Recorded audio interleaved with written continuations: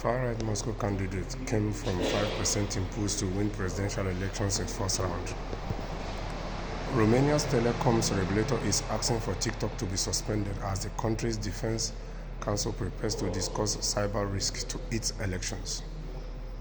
After a little-known ultra-nationalist came from nowhere to win the first round of the presidential vote, the country's constitutional court will also examine two allegations of electoral fraud after Kalim, a Moscow-friendly EU skeptic and anti-NATO dependent, toppled the ballot in a result that upended Romanian politics.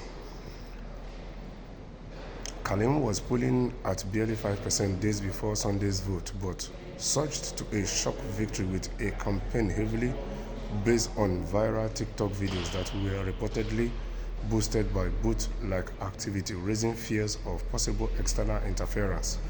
The far-right candidate, who has claimed NATO would never help Romania and called for an end to the war in Ukraine, scored almost 23% and will face pro-centrist Elena Lasconi in the second round on 8th of December after parliamentary elections on Sunday. A sustainable development expert has also denied the existence of COVID-19, described two Second World War era Romanian fascists as national heroes, and claimed that in foreign affairs Romania would benefit from Russia's wisdom. The deputy head of the country's telecoms regulator ANCOM said on Wednesday it was calling for the suspension of TikTok, a China-owned platform, from Thursday, pending an investigation into possible election manipulation, Profit No reported. So you see that in as much as this war in Ukraine, or this war between Ukraine and Russia is ongoing, you will see that the timing of US opening their NATO whatever in Poland wasn't right on one side, because they have been building this site since 2000. So why is it that they are opening it now? That's one thing.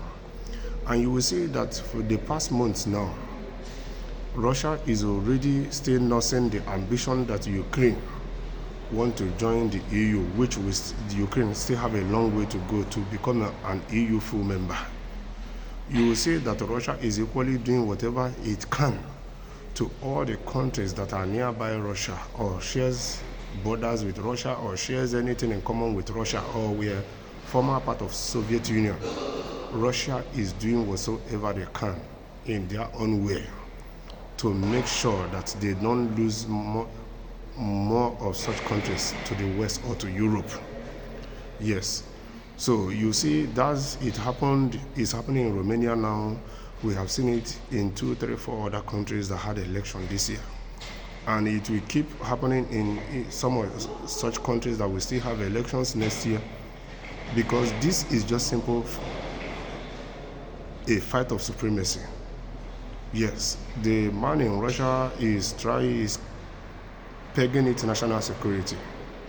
Yes, and the people in Europe, based on the history, has been, even NATO itself have been, as long as history is concerned, looking for a way to go into Russia, which they have not succeeded in many years ago.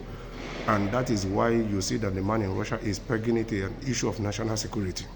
But at the end of the day, it's the average citizens that are suffering in all this.